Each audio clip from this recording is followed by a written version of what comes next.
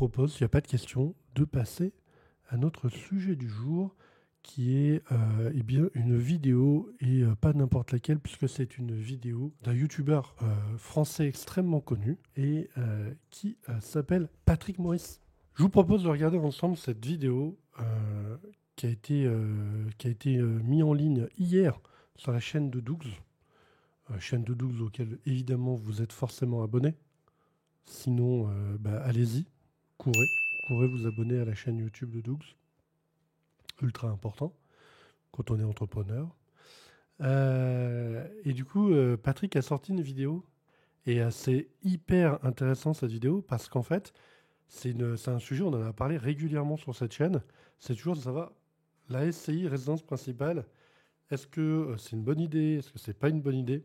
Et du coup, je trouve ça très cool que Patrick ait sorti une vidéo, on va pouvoir voir son avis, ce qu'il nous conseille, et puis on va réagir à ça. Si ça vous questionne, surtout, vous n'hésitez pas dans le chat, vous mettez les questions que vous avez sur la vidéo, on s'arrête. Hein. L'idée, c'est vraiment de faire une petite analyse de cette vidéo, et de est-ce que ça vaut le coup ou pas de mettre sa résidence principale en SCI. Salut, c'est Patrick de Dougs. C'est bon là? Expert comptable qui te simplifie la vie. Alors, c'est des questions qu'on nous pose souvent. Est-ce que on peut acheter une résidence principale dans une société civile immobilière? Bon, la réponse est oui, bien évidemment, mais est-ce que ça vaut le coup? Bah écoute, tu sais quoi? C'est surtout ça, Tu te poses des questions. Bah ça tombe bien, j'ai fait une vidéo sur ce sujet et on commence tout de suite. Donc, je rappelle que une société civile immobilière, c'est une entité que l'on crée à part, c'est une personne morale, différente des personnes physiques, et dans lequel plusieurs personnes, physiques ou morales, vont prendre des participations. Alors, je crois qu'il l'explique après, mais pourquoi c'est important, physique ou moral? C'est parce qu'on peut tout à fait avoir une SCI avec sa holding qui a des parts. D'accord? C'est la holding, elle a des parts. La holding, pour rappel, c'est une société, donc c'est une personne morale. Une SCI, il y a plein de gens qui peuvent être associés dessus. SCI, hein, Société Civile Immobilière. Et pourquoi c'est écrit, pourquoi Patrick dit c'est normalement un impôt sur le revenu? Parce qu'en fiscalité, on parle de ce qu'on appelle les régimes de plein droit. Un régime de plein droit, c'est le régime de fiscalité auquel vous êtes assujetti si vous ne décidez pas de faire une option différente de ce régime-là. Donc la SCI, son régime de plein droit, c'est l'impôt sur le revenu. C'est pour ça qu'on dit normalement c'est à l'IR. Mais vous inquiétez pas, je crois que l'IS est traité après. Normalement, quand une société civile immobilière est créée, elle est normalement à l'impôt sur le revenu. Ça veut dire quoi? Ça veut dire que tout simplement, il y a une transparence. C'est comme si elle n'existait pas. Elle existe, cette société, elle existe juridiquement, mais fiscalement, c'est comme si elle n'existait pas du tout. Donc, le fait qu'elle n'existe pas sur le plan fiscal quand on a un impôt sur le revenu, du coup, c'est parfois une bonne raison pour avoir une résidence principale en société civile immobilière. Parce que du coup, si ce sont des personnes physiques qui détiennent la société civile immobilière et que cette société civile immobilière a l'impôt sur le revenu, je rappelle, met à disposition gratuitement le logement. Le terme gratuitement là, vous le passez pas à côté, s'il vous plaît. Parce que il n'y a pas le choix. Hein. C'est comme ça, c'est une condition. Eh bien, il n'y aura pas de fiscalité. Alors, pas de fiscalité de taxation, pas de fiscalité non plus de déduction. Hein, qu'on soit très clair, c'est hyper important. C'est un peu comme si tu achetais ta résidence principale en direct.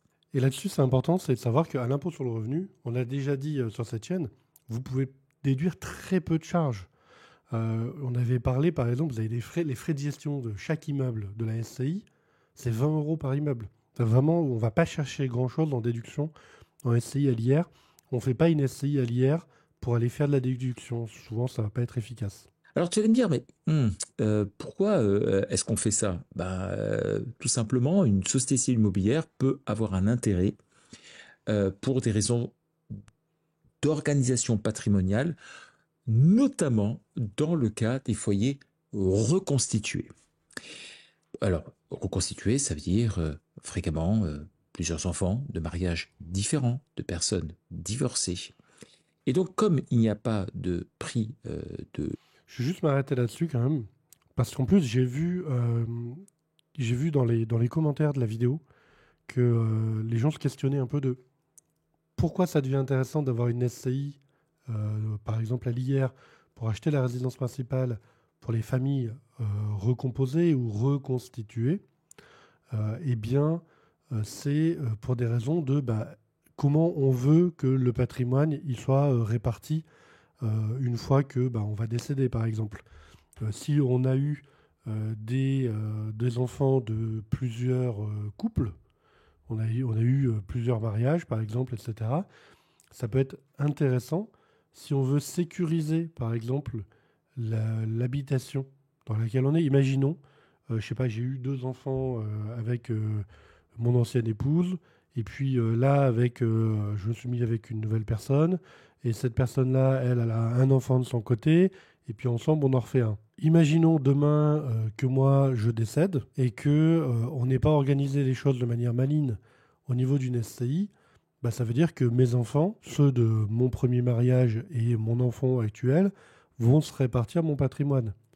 Or, si mes enfants de mon premier mariage n'étaient pas forcément super ententes avec cette idée de second mariage et de nouvelle belle-mère ou toute problématique familiale, potentiellement, ma dernière compagne, celle avec laquelle je me suis remis ensuite, peut se retrouver en difficulté pour se maintenir dans sa résidence principale. Parce que les héritiers pourraient éventuellement mettre un peu la pression ou essayer d'obtenir la vente de l'immeuble pour faire en sorte que la personne avec qui j'étais en couple au moment où je suis décédé ne puisse pas se maintenir dans les lieux.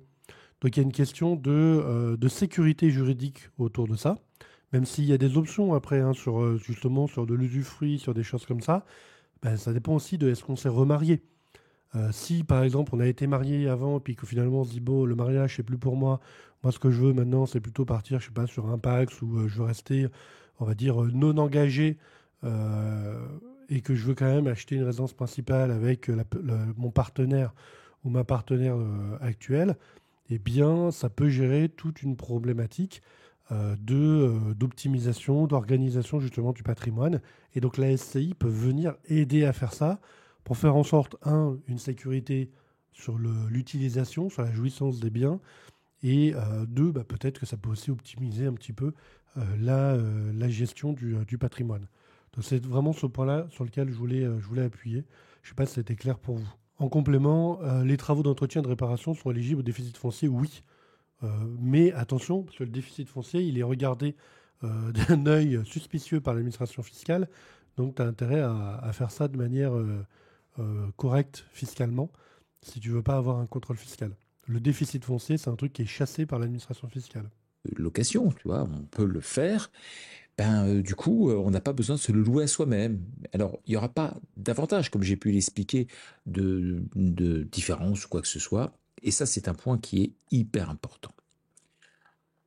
L'autre point, une fois qu'on a discuté tout ça, l'impôt sur le revenu, certains se disent, mais et si j'optais un impôt sur les sociétés? Alors là, boum, explosion totale, ça change absolument tout. Parce que autant l'impôt sur le revenu, c'est comme si ça n'existait pas fiscalement, autant l'impôt sur les sociétés, ça change absolument tout. Parce que la société va exister sur le plan purement fiscal. Là, c'est vraiment par rapport à ce qu'il disait juste avant sur la transparence fiscale. D'accord? En SCI, à l'IR, fiscalement, ça n'existe pas.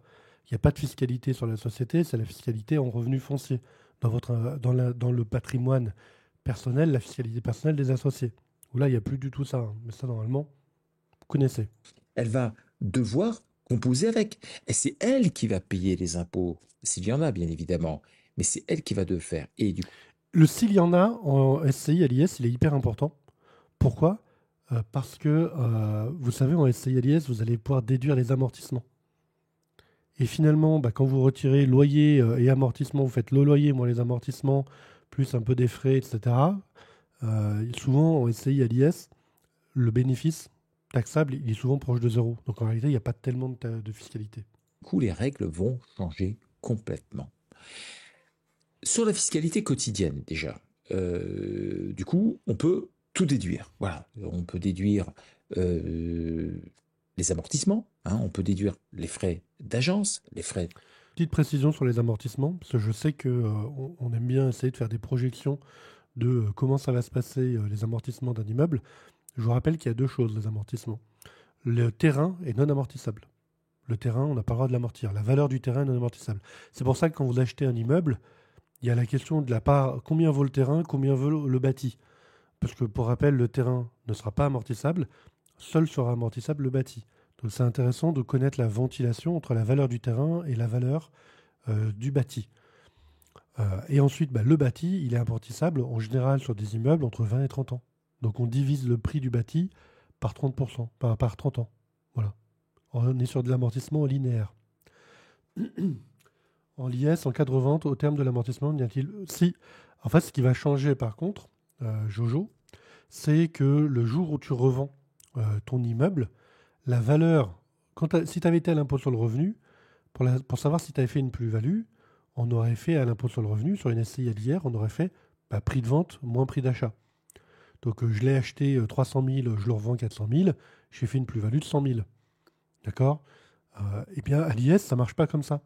À l'IS, imaginons que je l'ai acheté 300 000, je l'ai revendu 400 000, ma plus-value, c'est pas 100 000. Parce que là, ce qui va m'intéresser, c'est la valeur nette comptable. Ça va être prix de vente moins valeur nette comptable.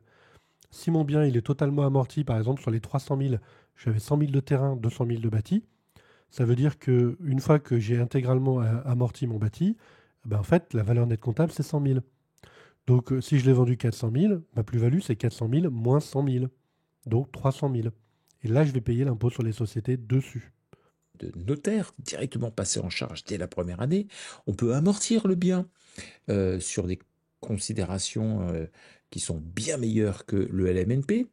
On peut aussi prendre en charge absolument. Ça me fait un peu rire qu'on parle de LMNP, puisque moi, je vous rappelle, c'est bientôt la fin du LMNP probablement, même si ça dépend beaucoup de ce qui va se passer d'ici la fin d'année à l'Assemblée nationale. Beaucoup de choses se mettront en immobilisation, notamment si on refait des réfections de toiture, si on change le sol, etc. Mais tout sera globalement déductible. Pas forcément la première année, peut-être sur plusieurs années, mais quasiment tout est déductible. Une fois encore, ici, Patrick, pourquoi il dit on ne peut pas déduire toutes les charges la première année?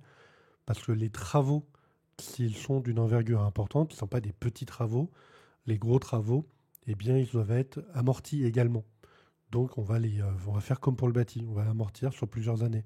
Alors, par exemple, ça peut être amorti sur 10, 15 ou 20 ans, selon la nature des travaux. Et du coup, dans l'autre sens, par contre, vous voyez pas, c'est que en cas de cession... La vignette, ça veut dire que la vignette dit qu'il n'y a plus de l'exonération de la plus-value. De la résidence principale, tu sais qu'à titre personnel, on peut bénéficier de ce qu'on appelle une exonération. Et là, on oublie complètement, puisque ce ne sont plus les règles de la résidence principale, de l'habitation principale qui vont s'appliquer. C'est d'autres règles qui s'appliquent. Donc, je vais te donner les raisons pour lesquelles il ne faut pas se mettre en société civile immobilière à l'impôt sur les sociétés. Donc, tu peux rester ici à l'IR, notamment pour une organisation patrimoniale que j'ai pu t'expliquer, mais on peut aussi parler de la raison de l'IS, où surtout il ne faut pas le faire. Notamment, si tu veux avoir l'exonération sur la plus-value parce que tu as acheté un bien immobilier et puis que, globalement, tout marche bien, ça peut être...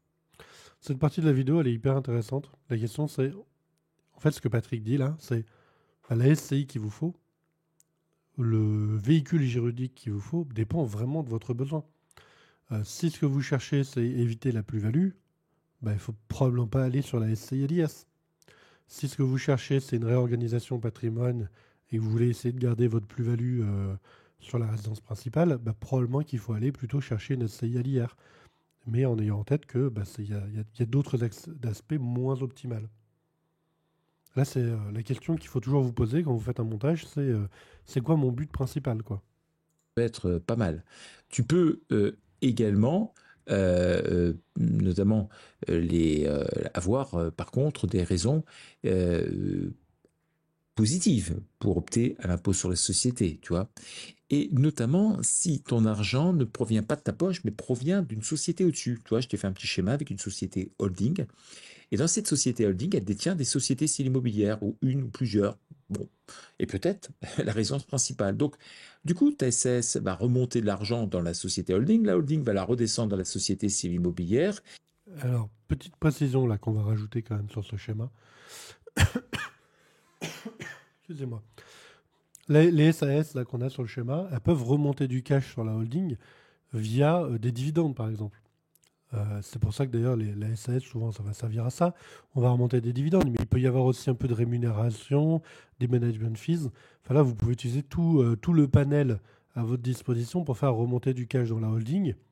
Ensuite, la holding, elle peut redescendre ce cash sous forme de compte courant d'associés dans la SCI, ou même un petit bout en capital, hein. Mais comme vous le savez, on conseille rarement d'avoir un gros capital. Et du coup, la holding POF, elle va redescendre du cash ici. Et vous avez même une autre option si par exemple vous n'avez pas encore clôturé l'exercice de vos SAS en dessous. Or, c'est de elle que vous voulez utiliser la trésorerie. Vous avez la possibilité, en plus, éventuellement, de mettre en place une convention de gestion de trésorerie qui permet de faire directement un lien, comme s'il y avait un compte courant d'associé, pour que la SAS, par exemple, du milieu, aille prêter de l'argent à la SCI, sans passer par la holding. Alors, c'est sûr que quand on a un régime holding, c'est toujours sympa de passer par la holding, mais il y a des options aussi qui permettent, avec un système de dette et de prêt, hein, inter-sociétés du même groupe, d'essayer d'optimiser également la trésorerie. Et pourquoi la Patrick vous le dit alors que c'est l'impôt sur les sociétés? Parce qu'en fait, ce qu'il faut savoir, c'est que tous les mécanismes de remontée de dividendes, tous les mécanismes qui sont favorables au holding, fonctionnent principalement si vos sociétés sont à l'impôt sur les sociétés.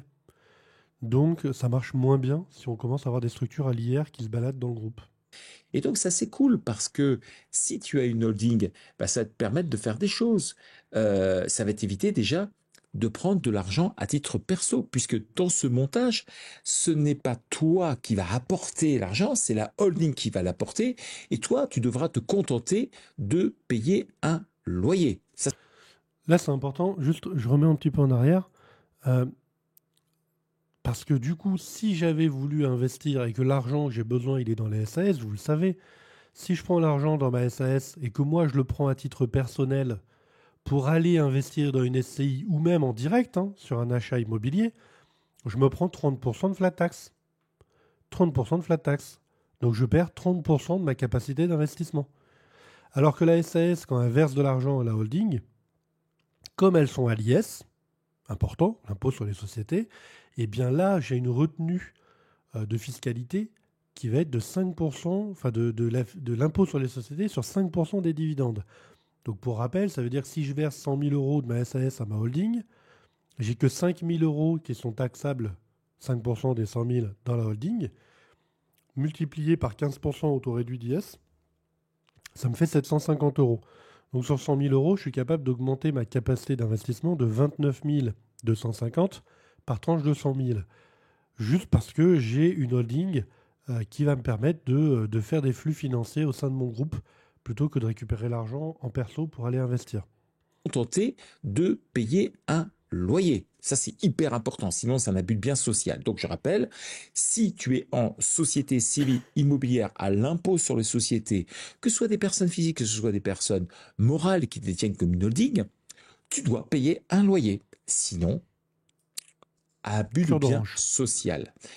Donc pour rappel, parce que je sais que vous aimez bien marcher sur les bordures quand même dans ce chat. Les bordures du cadre. Si on est en SCI à l'IS et qu'on habite le bien de la SCI, il faut verser un loyer. Voilà. Parce que sinon, j'utilise un bien d'une société dans laquelle j'ai des intérêts, etc., à titre personnel, et clairement, on tombe sur le coup du délit, hein, d'abus de biens sociaux. Ici, abus de biens sociaux, puisqu'il n'y a qu'un immeuble qui est concerné. Mais le délit, c'est abus de biens sociaux.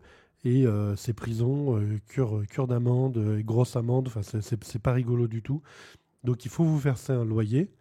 Mais globalement, et je reprends d'ailleurs cette phrase que j'ai déjà entendu Patrick dire, quand vous versez un loyer à votre SCI, bon, bah, quelque part, vous prenez de l'argent que vous avez à vous, vous le jetez par la fenêtre, mais il tombe dans votre jardin. Donc vous n'avez plus qu'à sortir pour aller le récupérer. Euh, donc ça se passe quand même plutôt bien. Et je sais que la question, elle peut se poser. Comment je fixe mon loyer? Bah, faut que je parte sur la même valeur de loyer que si je louais à quelqu'un qui est un tiers. Donc, si je louais ce bien pour l'acheter, enfin, si je louais ce bien pour l'habiter, combien ça me coûterait? Donc, bah, faut que je regarde en fonction peut-être des biens similaires dans le quartier, etc. Voilà. On cherche pas à tricher sur la valeur du loyer. Tu n'auras pas de fiscalité à titre personnel, puisque tout se passera au niveau de ta SCI, c'est-à-dire que les loyers que tu vas donner seront bien évidemment imposables au sein de la société civile immobilière, mais de façon très concrète, ça ne va rien changer du tout et tu pourras donc tout déduire au niveau de ta fiscalité, au niveau des charges. Donc, c'est parfait si tu y vis, notamment, et si ensuite tu veux le louer à quelqu'un d'autre, eh bien c'est encore mieux. Et n'oublie pas, Mais oui, mais ça c'est le vrai banco. Parce que vous avez vu, si vous voulez, si c'est votre résidence principale temporaire, ça veut dire quoi? Ça veut dire que là, pour le moment, bah, vous êtes à SCLIS, ça n'a pas d'impact. Demain, cet immeuble, vous changez pour aller habiter ailleurs, et ce bien-là, vous en faites un bien dans lequel vous faites de la location. Bah, de toute façon, à partir du moment où vous allez faire ce changement-là, vous n'aviez plus le droit à l'exonération pour résidence principale, puisque de toute façon, c'est plus votre résidence principale. Donc, par exemple, aller acheter un bien en SCI de ce type-là et ensuite ne pas le garder, mais pas le garder en résidence principale, mais le mettre en location et déménager sur une autre habitation, ça peut être ultra optimisé. Et je sais que j'ai déjà eu un client qui me disait qu'elle allait faire ça. Il achetait un bien qui était de sa résidence principale. Il partait sur une SCI à l'IS parce qu'il savait qu'à moyen terme, 5 ans, 6 ans, il prévoyait de le mettre en location pour aller sur un autre bien. Et donc la SCI à l'IS était toute trouvée, même si c'était sa résidence principale. Voilà. Parce qu'en fait, au moment où il va vendre le bien, si un jour il le vend, ça ne sera pas sa résidence principale. Donc comme il n'aura aucune espèce d'exonération là-dessus, il n'a aucun intérêt à se priver des avantages qu'il peut avoir maintenant. Parce que l'avantage de la résidence principale, c'est un avantage lors de la vente de l'immeuble. Donc c'est un avantage futur, et peut-être même hypothétique. Il n'est pas impossible que demain, un gouvernement revienne sur l'exonération des plus-values sur les résidences principales. Voilà. Bon, on ne sait pas si ça arrivera. quelqu'un d'autre va payer exactement le même prix. Bon, je te souhaite le meilleur, j'espère que cette vidéo t'a été utile. N'oublie pas, like et abonne-toi. Bye bye.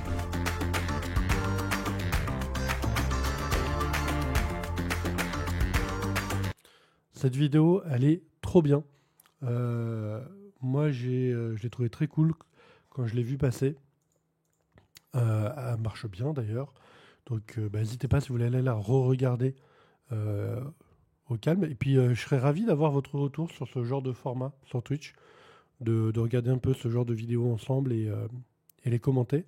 Si c'est un format que vous trouvez cool, ça sera avec plaisir qu'on pourra se refaire ça de temps en temps. Et si jamais vous avez des vidéos qui vous intéressent, vous n'hésitez pas.